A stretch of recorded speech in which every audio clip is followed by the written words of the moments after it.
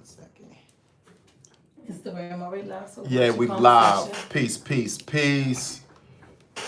Insight from the Godz, Brother Lakim, Brother Knowledge. Tonight we got special guest, Coach D.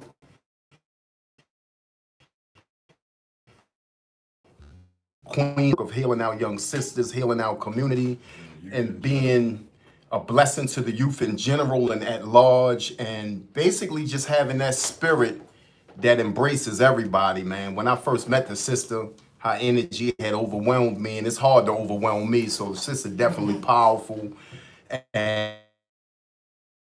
we got her here tonight for the women, for the sisters, because we always talking about the brothers. So here she is, Queen D. You ready? Yeah, we ready. I was already live. Yeah, I know. Yeah, Instagram's different. It's different. So now let you start this with this is. Yeah. Good evening. Welcome to Insight with the Godz. Knowledge and Lakim. We having our special guest tonight, Coach D. She's definitely like a community activist, man, for the youth, and especially our young women. So we got on here today so she can really help us and walk us into her world of why she do what she do and what inspire her to do what she do. Facts. And the root of it all, so she can give me a glimpse of what women go through, especially the young women. Right. So just make sure you key in, share it with somebody, like, share, subscribe to somebody that might need to hear this, because it's gonna be some valuable information that she's gonna share. So I got my notepad ready too, just in case. No doubt. And I'm gonna pass Mike to Lakim, and he gonna pass it to Coach D. Yes, indeed. Salute to the queen in the building, man. We honor our women, man. That's one thing that me and Brother Knowledge do, man. It's an honor to have her here. It's an honor for us to be in her presence. Sister got knowledge herself. She got a whole lot of jewels. I want everybody who follow us or, got any kind of connection to us to pull your young daughters up and set them down and have them listen and tune in, because tonight, one of them nights where we gonna peep the game from a whole different perspective. And I'm gonna let the sister go ahead and speak her piece. Hello, everyone. Hello, Deetra, aka Coach D. Coach D. Thank you all. It's an honor to be here with you all tonight. Kicking it with you all. I love what you all do. Well, I love your honesty. Y'all stand in your truth. I get excited, when I can catch y'all. I know I can go in and get me 5 or 6 nuggets.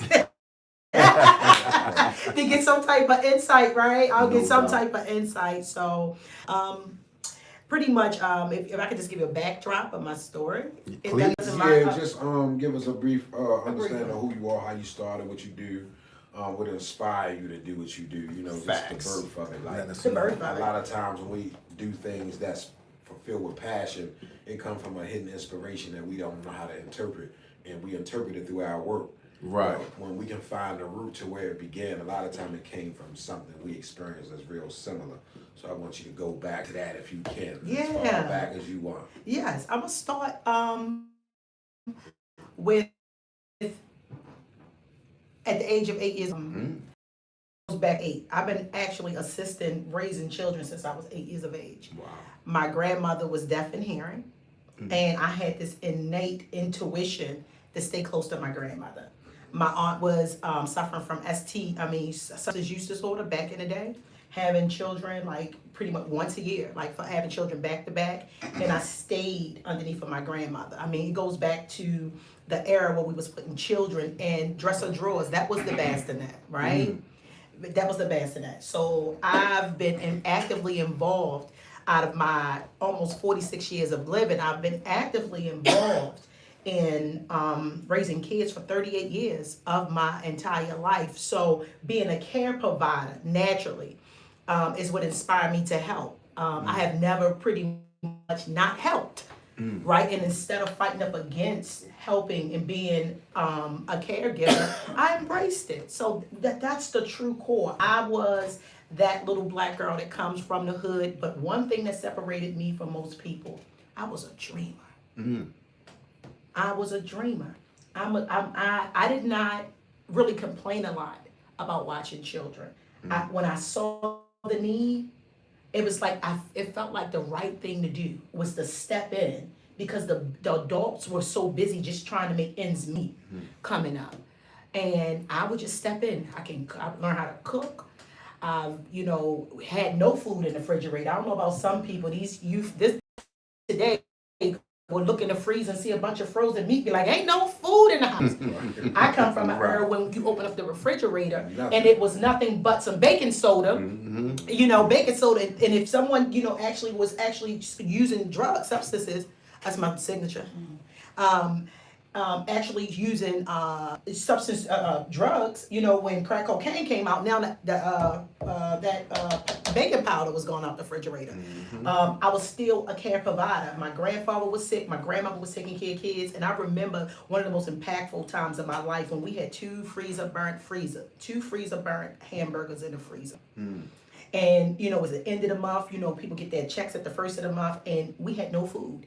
I borrowed potatoes and onions from my neighbors, and I boiled the hamburgers, chopped it up real fine, and I fed the whole entire family. And that included aunts, uncles, boyfriends of my aunts, and everything. I fed the whole family. So I'm inspired to just be a part of the change that I want to see instead of waiting around for other people. I just never, intuitively, actually wanted to sit around and wait for somebody else to do it if I thought I had the ability to do it. Right. So that's how I got here with helping and, being so much involved. It feels natural. It's not a problem to get involved. To not get involved with certain things, it seems like a problem if it's something that I know I can help somebody with. Facts. You said a whole lot. So I know back in the day, I can recall sometimes the only thing is when people refrigerated their water. Wasn't no bottled waters. You might have had a plastic old milk container filled up with water, and that was kept cold. You know what I mean? Yeah. So that kind of gave me a flashback. But I want to talk about the power of how magnetic when me and Brother Knowledge brung Chess in the hood. Well, he brung Chess to the hood for the sake of clarity. I came as his support system, as I always support my brother. That's his creation. We showed up, me, Knowledge, and Brother Clark, and automatically it was like the whole universe of that house was revolving around your light. And when I walked in there, I felt that, like, that love that the young ladies gave you, the greeting they gave us because you had brung us there. It kind of like was that old love, that back in the day setting where nobody was uncomfortable. Everybody asked us questions and they learned. They actually was sincere about learning how to play chess. And I wanted to know, when did you know that you was like, that impactful and that magnetic on young ladies, per se, young ladies? I think, per se for young ladies? Yes. I would say it goes always all the way back to my senior citizens. Okay. Right. I was always drawn to the older people. They say that adults, the senior citizens are like children. So I grew up being around a lot of seniors. So the patience you have for seniors, you normally have to have for children as well. Right. Right. And I've worked with, first I would like to say this, I was a teen parent. Okay. Right. So after raising kids, I got pregnant at the age of 15. That's my story. My daughter is 30, thriving, about to be an RN nurse. All odds were against me. Right. And when I graduated high school, I was 20. And I went into the field, even with a charge. I had a CDS charge on my record. Had been detained and went to Central Bookings. They messed up my Reeboks when they took the strings. And despite, having a couple hiccups, I started working for the Department of Juvenile Services, being honest on my application, and that's where I retired from 2 years ago after 20 plus years of services. Okay, right, so I went right, and I was a caregiver. Like, I'm used to taking care of kids, taking care of youth, but I noticed how people would say to me, ask teacher, oh, there she go. Right. People were actually not nice to me, y'all.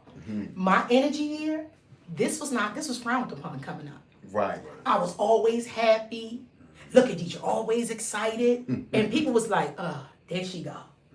But believe it or not, some of them same people to this day, it's like, there she go, right? Because there she go. I've been consistent. So I made a decision, no matter what was around me, that I enjoyed being happy.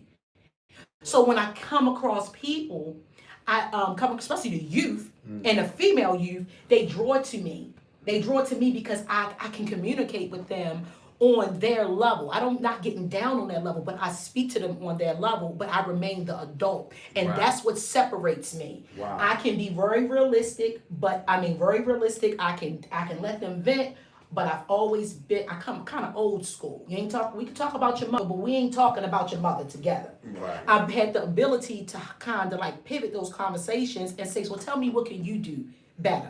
I've always helped people to not just look at the problem, but try to find a solution and look within themselves. And that was natural for me. Wow. So that made them feel safe that they can talk to me. And when they came to me, they never heard it again. That's right.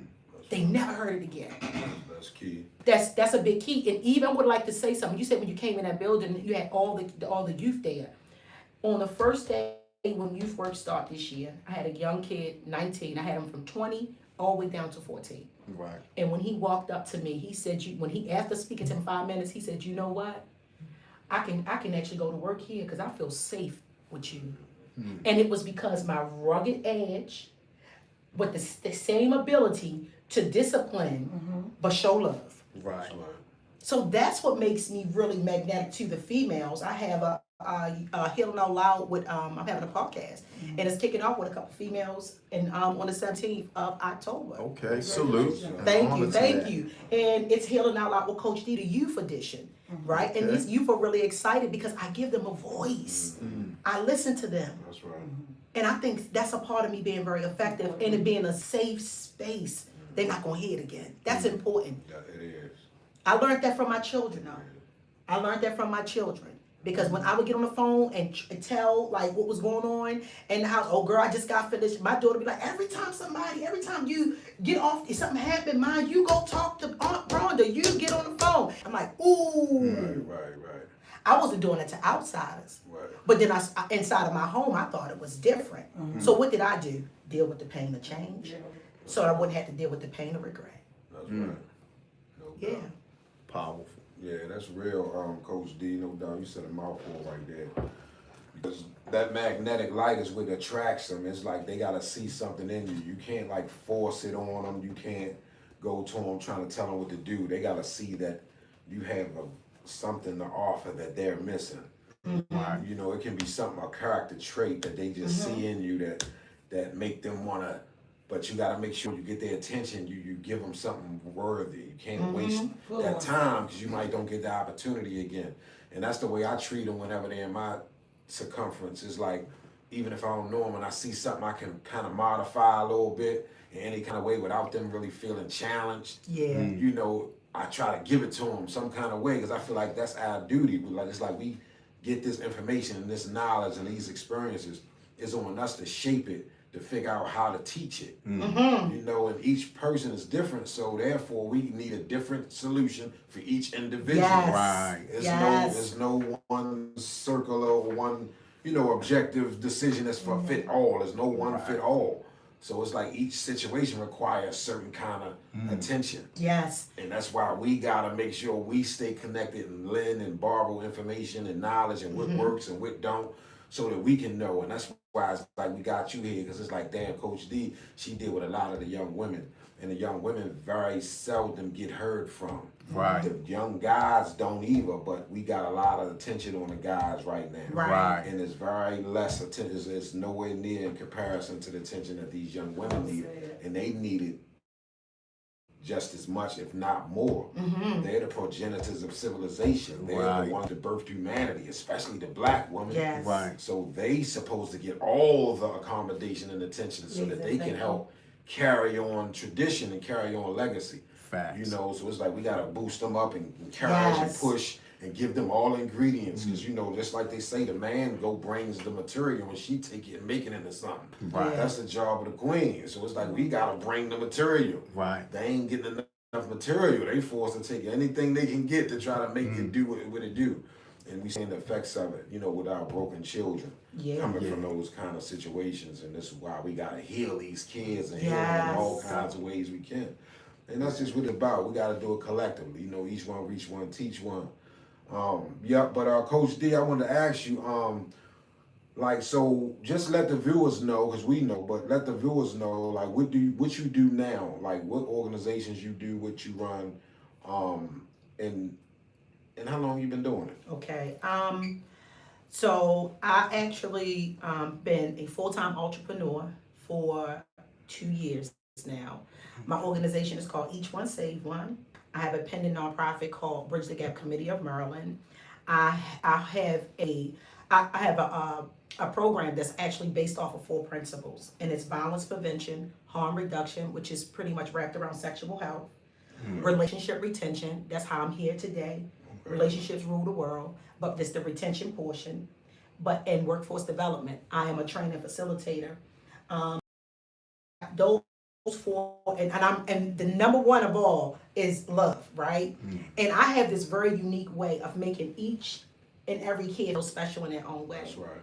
In their own way. Like, I don't play favoritism. You all special to me. That's right. And you don't say that to him, and you better not say that to him, right? So they see me operate, right? And I know this is about the organization, but I want to say that the youth see me, especially these young kids, they see me operate, and I speak to them. And I'm the same way with each and every one of them, but it's just molded a different way. Right. So they don't hear me talking about adults behind their back. That's right. They don't hear me gossiping. That's right. So that's one of the main ingredients that kids would do. They're gonna treat you based on more what you do rather than what you say to them. And because my words match up with my actions, Right. it gives them a safe space. So I came into this space because there was a need for it. Working for the Department of Juvenile Services as a house arrest officer, I was the box lady. So I put you on electronic monitoring, and I was a fill-in court liaison. But when I wasn't doing that, I was a Maryland Police training commissioner. Trainer through MPTC. So I'm a trainer. So I'm also I'm in the field of working with youth every day, going to their schools, going to their homes, and there was still a gap. Okay. So what I wanted to do was take the opportunity to come out here in the field to bridge the gap, because the kids want money, and as females or males. And if I can provide them with training, CPR, first aid, babysitting, advanced child care, that empowers them, whether it's male or female, that now they have a trade. Right. Now they have a trade at a young age, not just after they come out of high school, but they can birth out a business. They can be independent. So I did this to be a part of the change that I want to see, because when you're working up close with these youth, you're in their homes. Right. You see how they're living. You seeing everybody working, they're going. Everybody busy. And kids are trying to compare what they have to what the next kids have. You're not cool enough. You don't dress this way. These kids feel stuck. Right. So if I can empower these youth to be a part of the change that they want to see by shifting their self-image. Right. You got to give them something to shift their self-image. That's right. And it's beyond talking. It's a Right. tangible tool. That's right. It's some tangible techniques. So this is why I do what I do, because I'm qualified. I love it. It does not feel like work. It feels like the right thing to do. And if Right. I don't do it, who's going to do it? Even though there's people out there doing it, and that's not my business to worry Right. about what the next person is doing. Because I believe, based on what I believe, that your gifts and talents shall make room for you. So I've unlocked a lot of my gifts and talents, and that's what I spend time with each and every one of these kids, is unlocking those gifts, unlocking the gifts. And every time they can unlock a gift, it gives them a sense of self-worthiness and makes them feel empowered. And if I say something, I do it. It's the credibility. See, I can't sit here and say, "Oh, I'm qualified to do this. I'm a good person. I'm trustworthy. You better trust me." Right. It's the people out there that see, "Oh my God, Dietrich, you've been the same way all the time. Right. Thank you for being your authentic self." And my authentic self got me in trouble coming up, because I was nice to this one, and now they think, "Well, she telling that business over there," and I ain't telling nothing. Right. Because I always wanted to do the 10%. I didn't like what I saw, y'all.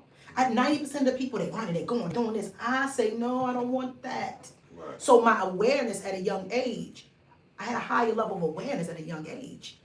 And I didn't know that until I started making, change. If I graduated from high school, I purchased a house. I've never rented a house in my life. I am the true, all odds against me, a little black girl from Baltimore City. Right? I'm qualified. I tell the kids my story. Little black girl from Baltimore City, pregnant at the age of 15, been raising kids since she was 8, dropped out of school, went back to school and graduated at the age of 20, and started a career, and retired in her 40s, and about to turn my house, well, that I live in right now, and have been there for 20 plus years, into a resource center. That's what's up. Somebody on Facebook just basically said the same thing. Deidre is like family on Real Talk. Veronica Yup asks her, she'll be your new best friend. Oh, bless her. Mother cool and everything. Oh, bless That's, her. Tony Hazley just said that. Bless you, bless you. Yeah, that's what's up. Salute. That's magnetic. That's what it's See, about. see, the evidence is going to see you don't get to tell people what you are to That's them. right. No doubt. Right. You don't get that. They want to size you up, and then they're going to come back and give you their perception of what they see. No doubt. But I will tell you this: I teach the youth the universal laws. I'm not just teaching giving these kids skills. I'm teaching them about 3 parts of their personality: the conscious, the subconscious mind, and the body. And 2 is unseen, which is the conscious and the subconscious mind. So I'm helping these kids to identify, especially these young women, to identify who they are from the inside out, not just based on what has happened to them, but based on what they have on the inside. And how can they discover that? And that's why my program is called the Discover Me program. Say Discover Me. Discover me. Say Discover Me. Discover me. Who you talking to? Talking to me. Talking to me. That's right. There we go. And that's where and that's where I started. That's right. That's No right. doubt. That's where I started. That's powerful because a lot of times when we be building, I always say in a lot of my sessions, one of my most common lines that I use is that when you're in the womb of your mother, you grow from the inside out and not from the outside in. You don't get an arm before you get a brain to tell the arm what to do. That's it. And so by you sharing your skill set and your teaching technique with us, it just let us know that we are on the right path. No doubt. You know what I'm saying? By starting on the inside. Yes. A lot of times the way society is designed, it makes, especially our young women, believe that material amenities validate them. And from what I'm seeing and what I know of you, you're teaching them how to be validated by the power of who they are as a person, and understanding their subconscious mind, their conscious mind, and their physicality, and knowing the value of that. And a lot of times in our groups, we have relationship group nights, some nights. We have youth night. Trust. Me and Brother Knowledge got plans for you. You just don't know yet. Yes. That's up my alley. Yeah, you just don't know that we got plans. So it's when I received my certificate, you know, y'all kind of ambushed me that day. I didn't know, Brother Knowledge was like, just show up and just tell them who you are. So I didn't know that, you know, what's the name, the collective? It was called Unled Leading Men. Right. Honoring unled men, you know, that was unled but now leading. Right, and I didn't know that all of these various people who had all of these different organizations within our community was present. And I met a lot of people, I connected with a lot of people. But as I said, I was just amazed at how you moved in the room, the energy. And me and Brother Knowledge, we always talk about authenticity. I think a couple of days ago, 2 days ago, I went to the Victor McCullen School up in close to PA. I know what Victor Cullen is. And I went up there to talk to some young brothers. And I'm an ex-lifer myself. I had life plus 45 years, and I'm home by the grace of the ancestors. Yeah, we thank you. And one of the brothers up there, he had juvenile life. And the guys who invited me up there, they was like, no, like, we want you to talk to him, you know, because you're an ex-lifer. And amazingly, the young brother had his shit together. Like, he was already reading Napoleon Hill and asked me read Napoleon, come on. yeah, so, and he asked me, he said, brother, if you can make it up here again, can you write down a list of books? I said, I can write the list down for you now. I was just excited that I had ran across a young brother who had took his own enlightenment in his own hands and didn't wait for somebody else to set up a curriculum for him to learn by.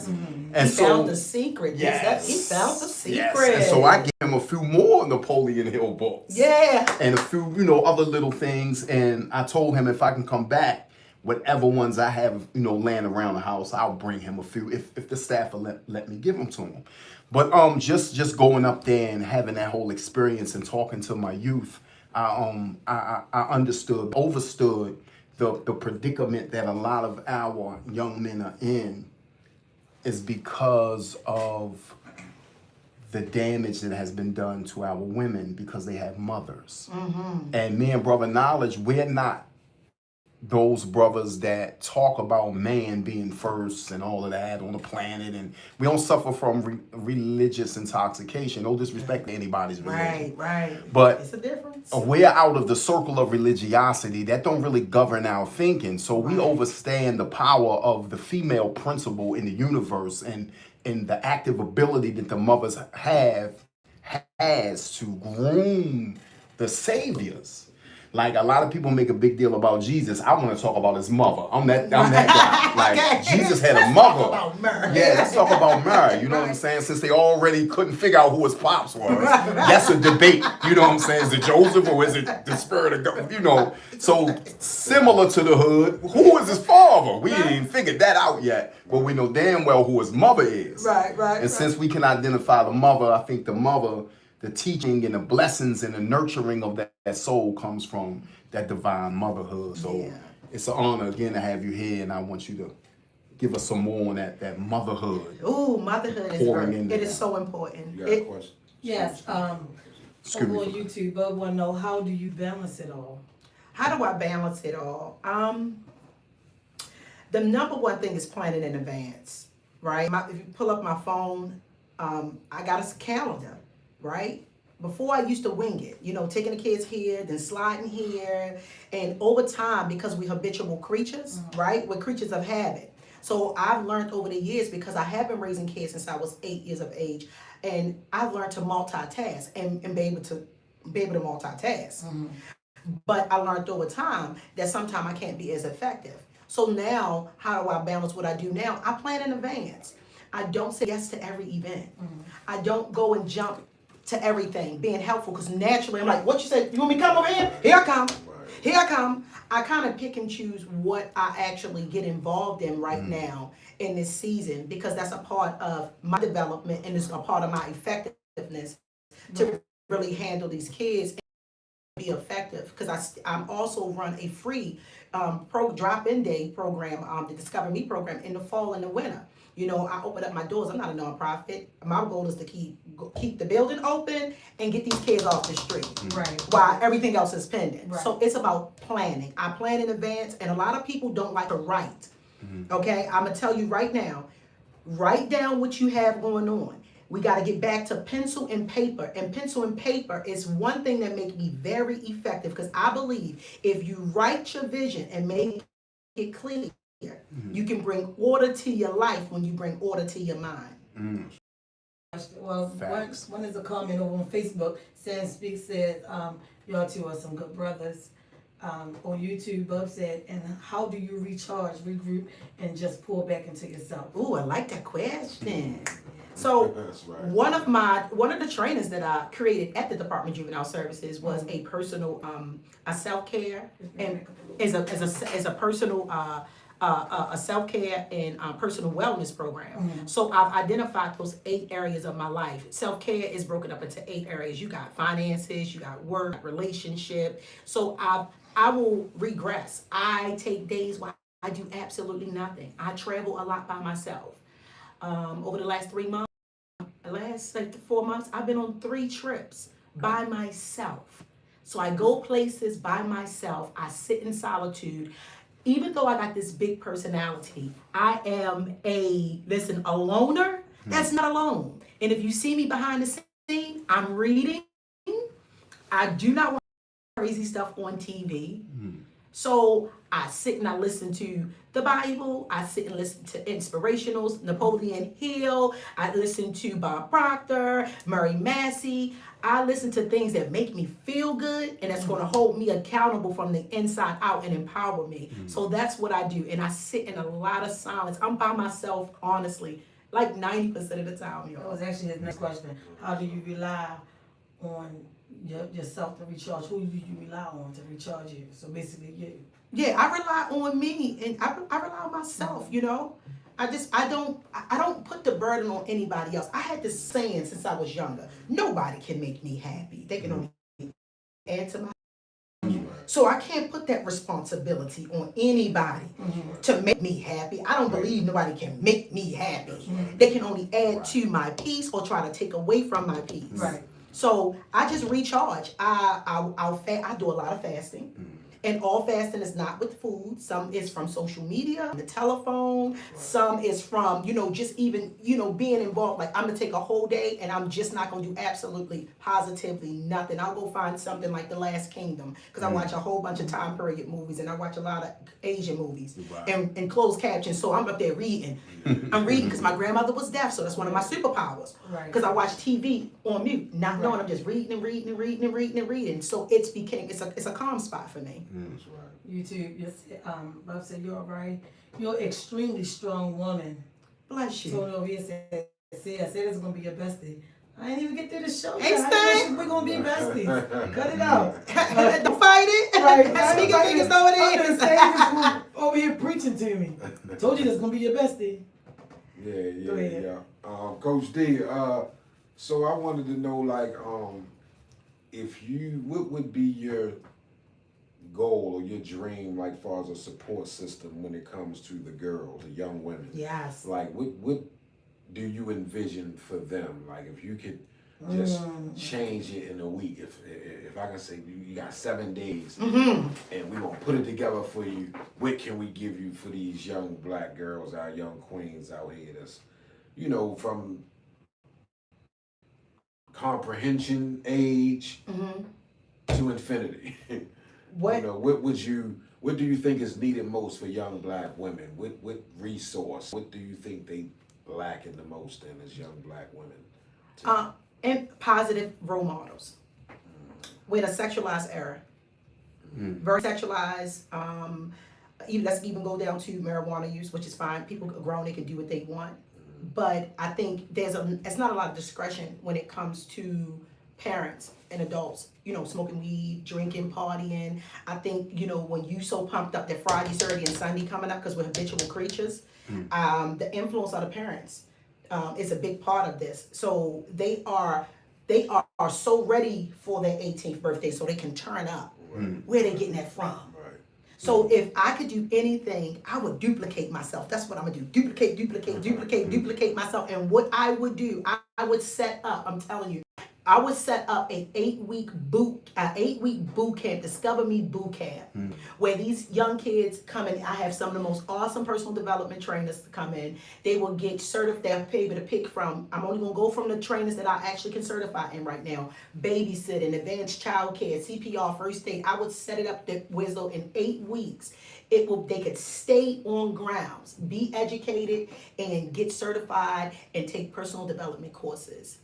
And tap into their potential, unlock their gifts so they can start to walk it out. YouTube, how do you deal with youth who just don't give a heck about anything? Difficult, our challenging ones. They're the ones I love the most. I'm gonna tell you something. I've had some interesting kids working with Department of Juvenile Services, y'all.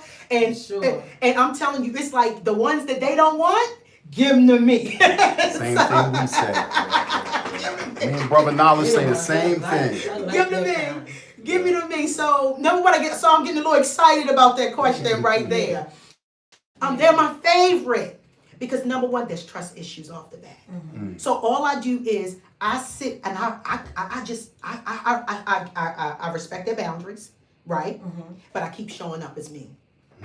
I've been cursed out by kids that were practicing satanic stuff and telling you come in here with all this mother effing smiley stuff in my face and guess what? I said sign this paper right here when it was finished.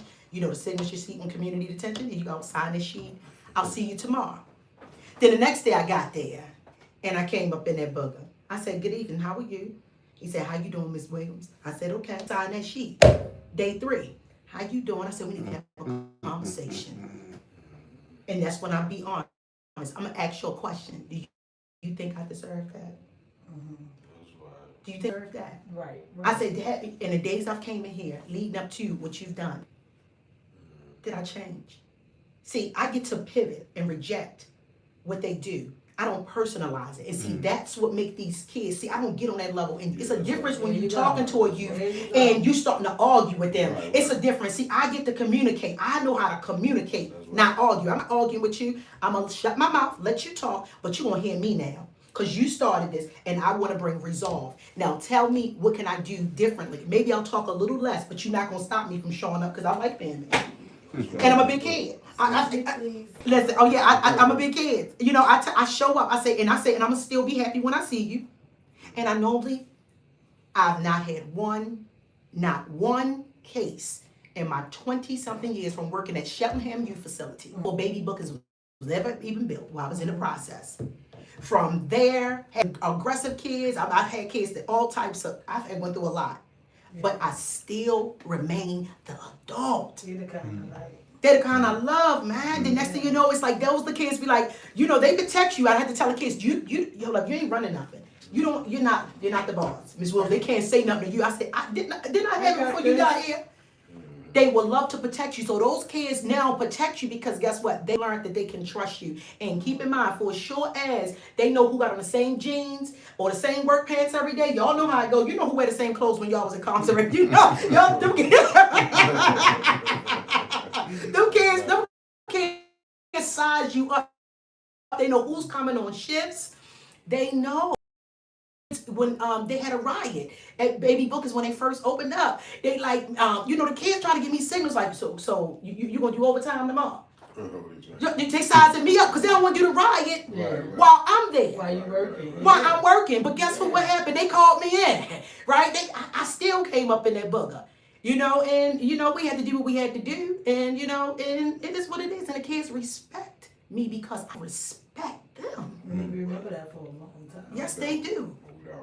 Everybody want to feel like they somebody. I don't care who you are, what you've been through. Like when I come past some of those little guys or whatever, the ones that's in the most pain be the ones that's the most sensitive. And it's like, so it's like the tougher the shell, the deeper the sensitivity. Like they got the most protect. And it's like it's fragile.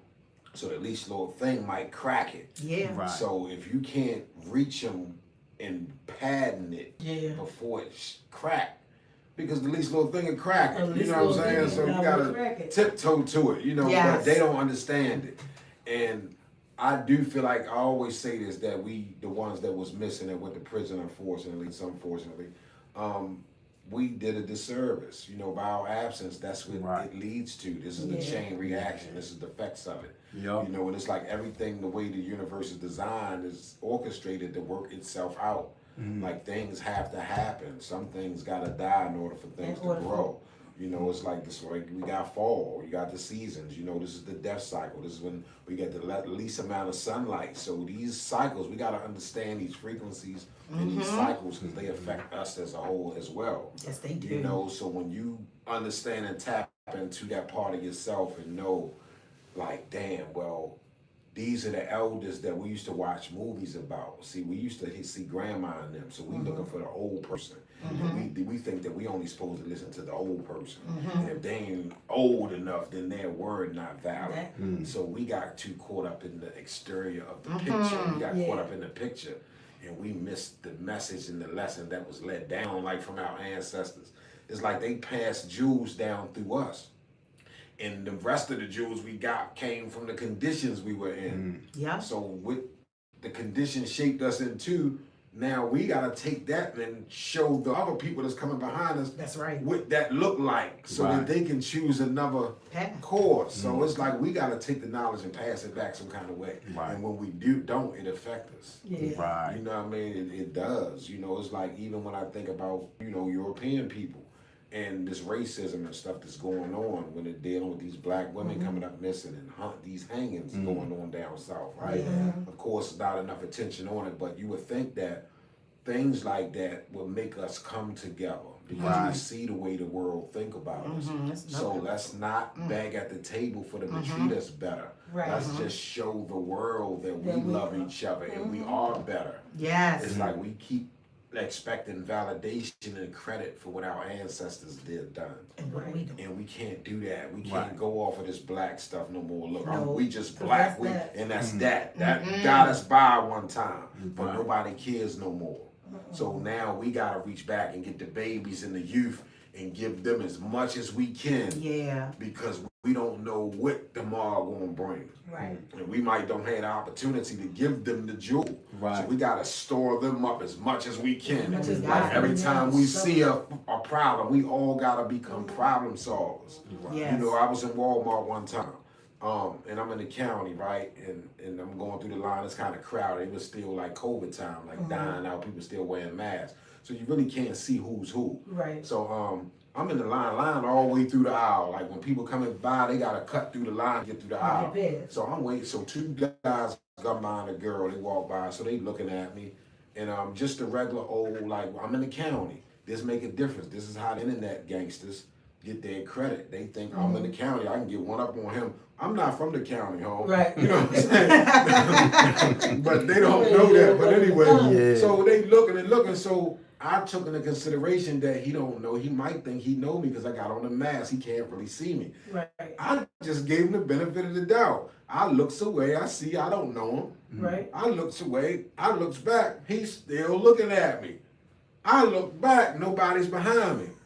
I'm more than out now. I got an opportunity here, right? I can either teach, or I can let this idiot, or somebody else might kill him, Yeah. right? Because this is what lead to senseless It's the murder. truth. Yeah. You know, you don't know what kind of demons or skeletons I got in my closet. I might think you're an enemy or a foe. Yeah. And now I just move on you and be waiting you in the parking lot over nothing. Yeah. So sometimes this Yeah. is when silence becomes violence. You know, you might say, well, man, I ain't paying that nigga no matter what. He might be paying you somebody. He might think Yeah, you that's somebody. right. You know, Right, just right. because we want peace don't mean that's gonna be the resolve. Yeah, You know, that's true. so I took it upon myself to go over there to him because he just standing there looking. So I said, "How you doing, bro?" You know what I mean? He said, "What's up?" I said, "You know me?" I took my mask down. I said, "You know me?" He said, "Nah," and he looked me up and down. I said, "Well, why are you looking at me like that?" Right? I said, "I'm gonna ask you like a man in your face. Why would you look at me like that?" I said, "You don't know what I got on my mind. I could be deranged. You know what I mean?" I said, "I can have HIV or something just ready to just blow it." I said, "You don't have no kids or no mother, nobody that care about you?" I said, "You don't value your life? Or you could do something to me and then you lose your life to prison." Right. I said, "Over nothing." I said, "What was wrong with just speaking?" You know what I mean? He said, you right, OG. I said, "I don't have no problem with you. I just wanted to make sure that you knew who you looking at so it won't be no misunderstanding." Right? Right. This is what's missing because he like melted, him and his homeboy. And it ended up, before the conversation was over, he ended up basically saying like, "Damn, man, we missed this. Where this at? We need people like this." You know, because I ain't laying on him and nothing. I wasn't trying to disrespect him, but I wanted to talk to him like a man. Right. And I didn't want a baby talking. Like, man, you know, I want to give him a jewel with it. Right. It's like, if we're going to confront him, we got to leave him with a jewel. Yeah, no I'm doubt. not trying to get you to like me, but I want to leave you with something because that can get you killed. Yeah. You know Facts. what I'm saying? And we don't know that because they don't know who people dealing with. Yep. You know, so it's like we all got work to do in those areas. When we see it, we got to find a way to know how. You know, some days we're going to have to keep it walking on. Yeah. But we got to know if we got the power to change it, don't be so selfish. Yeah. Get to work, man. I ain't got time for that. That's so perfect. You know what I'm saying? But That is so perfect what go I'm to like thinking. Coach D. No, it's so perfect. What I'm thinking is because that's a gap when it comes to these young girls. And we're speaking about the young girls. It's the same thing with the guys, but with the young girls, it's time because we're living in such a busy world. And one thing that made me a very effective. Now I live right in extended hood. I call it right now, Northeast Baltimore. Right. And most people like to refer my children to, "Oh, you got county kids." Why? You know, it's not county kids. I'm like, I worked in the county. So what you talking about? All my caseloads in the county. What do you mean? I question some. I challenge your thought quick. Right. So what do you mean?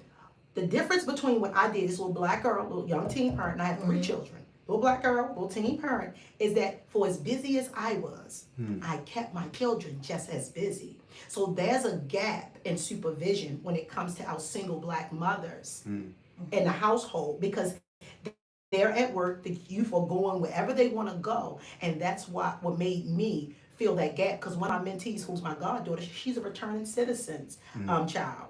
You know, Nigel Jackson's not a secret because he got his jobs on deck. He do his podcast. You know, he's raising his child for the first time. She doesn't have a mother. Her mother is misplaced in Ohio, right? So he has a male. He has his father here. Yes, she has her daddy. but then daddy busy, he got to go, right? So me and him, we co-parent together. I took her on. I give her here. First, I mind my business. Give her here. So now we co-parenting this child because, see, I told him it's too much a gap in time. It's too much free time. And that's one of the biggest things that our young girls are doing. That there are not enough activities, and we know that. But we have to be very strategic to keep our children as busy as we are. That we know where they are at, because we think, oh, they teenagers. It's like when we were growing up. Oh, no, it ain't. I know it is not. But when you used to wander and walk around, you know you was at a low defense, and sometimes we look at it the same way when it comes to our children. And that's a big gap right there. Supervision is a big gap with these kids because they get around each other. They listen to others, see how other relationships is. If I'm on the phone and my mother got best friends and she gossiping, I'm measuring how to be a friend based on how what I see. We're nothing but creatures of habits. If I'm a little black girl, you put me and took me to China, and I was raised there. I promise you, I'll come back dong ding dong ding dong. You know what I'm saying? You know what I'm saying? What I'm saying? I will come back not speaking English because I'm learning a new language. I'm no longer there. I will only learn what I'm being taught, and that's either consciously or subconsciously. How many times that you say you ain't like some song, but he coming on 92 cute, and next thing you know, you sing. You know every word to the You know, every subconsciously. So we got to be very careful. And I think because the hustle and the grind, because like they said, a lot of the men were gone. We get that. Okay, we get that. So we pick up these responsibilities, but now we're moving and we going. And we don't have everybody's on an independent thing. We don't want nobody living with us, so the family dynamics are so stretched apart. And nobody wants to get involved. That's their problem. We're in a desensitized era where that's not an issue. That's not my problem. And although I get involved in some people give me advice, I know when to hold them, when to fold them. I see the behaviors and the patterns of the parents. I give them my basis, and guess what? I jump out, and when they come back to me, I give them my truth, and I challenge their thinking. Yeah, you know it's powerful because as your brother Knowledge was speaking, I was thinking about it's this like saying that I often say: you're not only responsible for what you do, you're also responsible for what you do not do. So if you see something about to occur and you do nothing, two things are about to happen. If you see somebody need knowledge of self and you don't give it to them, you're violating the law of use, because what you have been given must be put to use. That's right. And the second principle involved is that same person who you don't save is a potential enemy, because he lacks the knowledge of who he is or who she is. That's right. And they're going to weaponize what they think their strength is and use it in the wrong way. Yes. Right. And this is why it's important when we talk to the young to explain to them what their true power is and what their true strength is. A lot of times when we look at our youth today, the young men are lost in masculinity. Bravado supersedes their intelligence, but their bravado is oversaturated with emotionalism. What's bravado? Bravado is when you stick your chest to the sky and you're, Okay. it has a Spanish root. You hear the word brave and bravado. Okay, it's gotcha. like you're letting your testosterone overrule your thinking in just every the cocky, situation. masculine. There you go. Gotcha. And so in the women are over centralized. Like they're like 11 years old, 9 years old, and they twerking and they watching all of these shows that have that in it.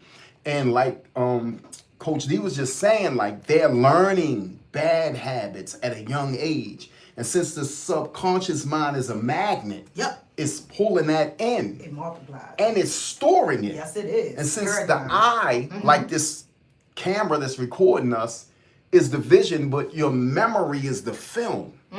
So you're playing back in your mind what you see. You better tell So, Come on, you as talking my you- language right here. As you,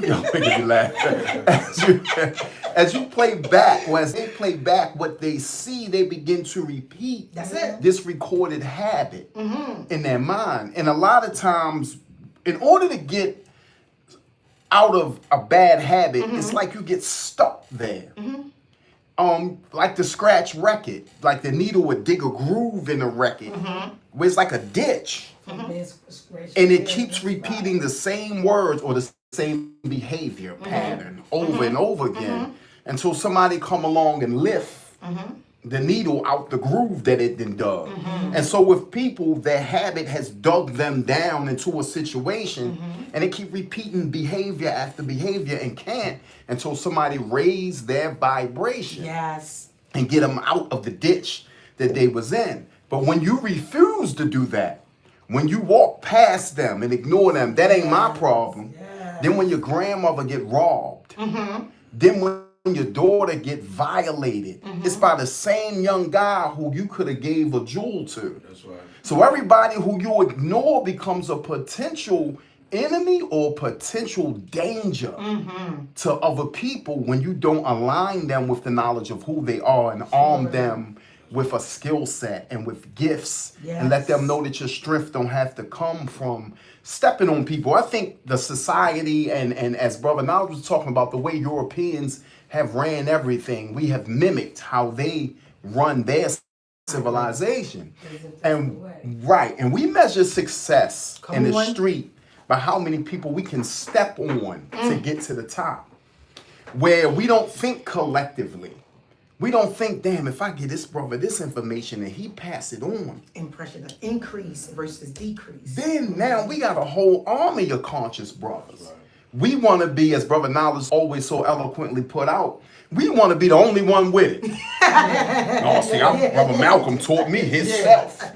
You know, I know all the degrees. I'm gonna share a little bit of them with y'all, but you know, when you get in these organizations or around these people, and they have a language that, no, you ain't ready for that yet. But life coming at you, you gatekeeping and staircasing information that can save lives. Then get mad when brothers like me and Knowledge giving it out for free. You going around charging people for what we giving them for free. Just shoving them in the wall. And all we ask for is for your attention. So you can give something back to the youth. We ain't asking you to pay anything but pay attention. Let that be your deposit. Give us your attention, and I guarantee you your conversation with your woman will be much deeper. And I guarantee the women, your conversation with your man will be much deeper. And that magnetism or that magnetic attraction that governs family life, that sun, moon, and star, man, woman, and child, that personal universe, will strengthen. And this is what the broken home look like. And that's why I always say that the home is the base. Yes, it is. It is the base. Whenever you meet anybody who is fractured, who is broken, who is just in turmoil, look at their home structure. Examine the home that they come from. And I guarantee you that'll answer it all. Remember the bully in school? The bully most likely was hiding so many defects and so many imperfections that he was usually the dumbest one in the class. So he definitely was going to disrupt the class. Right, that too. And it's the same with the sports jockey. You know, they used to have a saying, the big dumb sports jockey, he know how to run a football, but he can't pass his SAT to save his life. You know what I'm saying? And so what we have to do is put more emphasis on the inner development of their inner heart, their inner mind, and let them know that there's a power in compassion. It's not a power in being misused, because we're going to teach you balance. The scales of Mayat has to be balanced. But lead with compassion first. Brother Knowledge talked about the pain of being hurt. And I got a program called Heal, and I use this metaphor a lot. A lot of times when you get an open wound, if it heals correctly, the part that was hurt usually grows back tougher than the rest of the skin. Especially on me. So, So if you get healed properly, that weakness or that vulnerable area will heal, and you'll be much stronger in that area now. And that is what we are giving you, trying to heal you emotionally, psychologically, mentally, spiritually, so you can develop that covering over you that gives you that shield that protects you from weaknesses and suffering and misguidance. It's a strong gravitational pull. And I want to touch on this real quick before I ask Coach D my next question. the over sensualizing of black femininity has really disgraced a lot of our ancient cultures. And I talked about this before, how in our tropical lands that we emerged from, our women walked around because sunlight meant a lot to our melanin. Sunlight meant a lot to the pores in our skin. So our women walked around, and the men. We didn't have to cover our whole body because we understood the law of breath. The body had to breathe. We understood your pores are air holes where oxygen has to get in your body. You are a spiritual being. But when we came in contact with other people that over-sensualized our body parts, that nakedness became something to over-sensationalize instead of something to learn from. And so even twerking, we don't understand the African tradition of a dance called mapuka, where the women would twerk and this would put their bodies back in shape and help their cervix come back in its original position after giving birth to children. We had spiritual practices in place through physical things. If you notice the word exercise and the word exorcise is almost the same word outside of the letter O and the letter E in there.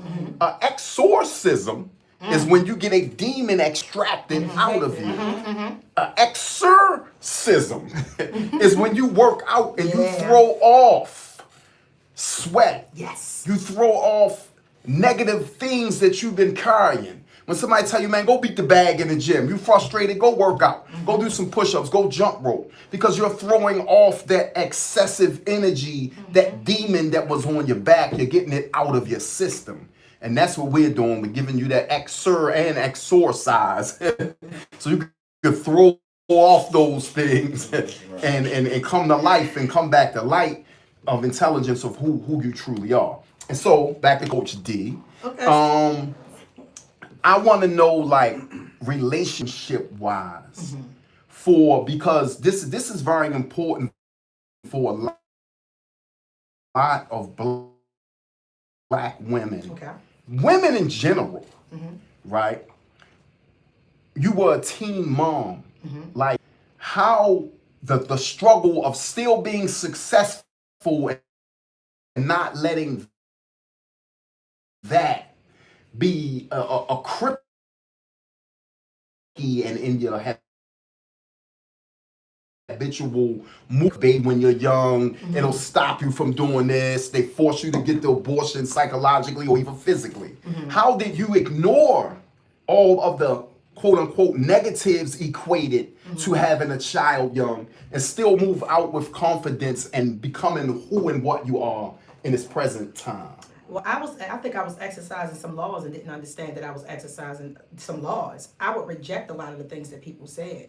I didn't value a lot of these people's opinion because I watched their behavior. As a young kid, I said I had a certain level of awareness. Right. I started watching people's behavior when it didn't add up to their words. Right? So I protected myself. Like I said, I would get looked down upon because I was happy. Right? So I didn't have anybody patting me on my back saying, good job, Deetra. So I would do this. Good job, Deetra. Right. So I self-motivated. Okay. I used to have an imaginary friend. So grateful for my imaginary friend because guess what? We were made in his image. I mean, no how you look at it, we were made in his image. No doubt. So I was always a dreamer. And because I was raising kids and assistant, the middle of the night was my quiet time. So that's when I dreamed, and me and my girlfriend Tina used to sit down and storytell. It was me, you, Bobby, and Naughty. I will always dream. And I will hold conversation with older women, right? So I was connected to older senior people who spoke about love, who spoke about nothing's wrong with you, girl. Nothing's wrong with you. You just fine. I used to talk a lot outside of talking, but I was sucking up that information. But I just never really truly valued outside opinions because I didn't like the way you treat me the way you treat them when you don't get your way. So you still gonna treat me that way. I didn't think that I was excluded from the deal. So sometimes when you can get numb to certain things, it was like I was good if I did it, or I was good what I did. If I didn't do it, Now you mad at me, right? Right. So if I'm gonna make a decision, if you want to reject me, you want to you want to talk about me being a teen parent, that's fine. But keep in mind, I've been raising kids since I was actually helping assistant, just naturally. So when Right. I stepped into the role of motherhood, guess what? I already raised this baby. I didn't raise dads. I know I can raise this one Already right prepared. here. I was already prepared by getting involved. And nobody said you had to sit in that house. That ain't my story. You got to sit and watch them kids. I used to have a baby on the hip. Well, a baby on the hip. No. That's not right. If a baby on the hip sometimes, two of them in the front and the other one on the back.